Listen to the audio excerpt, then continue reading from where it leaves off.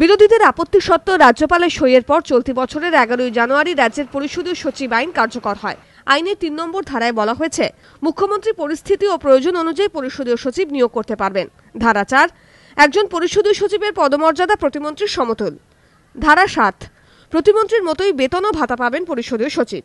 24 জানুয়ারি বিতর্কের মধ্যেই পরিষদীয় সচিব হিসেবে শপথ নেন তৃণমূলের 13 জন বিধায়ক। 1 ফেব্রুয়ারি পরিষদীয় সচিবদের দফতর ও তাঁদের দায়িত্ব সম্পর্কে আরও একটি বিজ্ঞপ্তি জারি হয়। তাতে বলা হয়েছে, একজন পরিষদীয় সচিব সংশ্লিষ্ট দফতরের মন্ত্রীকে পরিকল্পনা ও দৈনন্দিন কাজকর্মে সহযোগিতা করবেন। দফতরের সঙ্গে বিধানসভার সেতুবন্ধ হিসেবে কাজ করবেন। মন্ত্রীর অবর্তমানে বিধানসভায় প্রশ্নোত্তর পর্বে অংশগ্রহণ করে উত্তর দিতে পারবেন একজন পরিষদীয় সচিব। এই আইনের সাংবিধানিক বৈধতা নিয়ে প্রশ্ন তুলে কলকাতা হাইকোর্টে মামলা করেন বিশাখ ভট্টাচার্য নামে এক আইনজীবী। তাঁর দাবি, 2003-এ 91তম সংবিধান সংশোধনীতে কেন্দ্র বা রাজ্য মন্ত্রিসভার বহর বেঁধে দেওয়া হয়েছে। কেন্দ্রের ক্ষেত্রে 75 নম্বর ধারা ও রাজ্যের ক্ষেত্রে 164 নম্বর ধারা সংশোধন করা হয়েছে।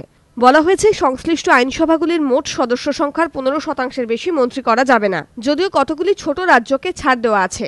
সংবিধান অনুযায়ী রাজ্যে মন্ত্রিসভার সদস্য হওয়ার কথা 294-এর 15% অর্থাৎ 44। হাইকোর্টে মামলাকারী দাবি করেন, রাজ্যে ইতিমধ্যে 44 জন মন্ত্রী রয়েছেন।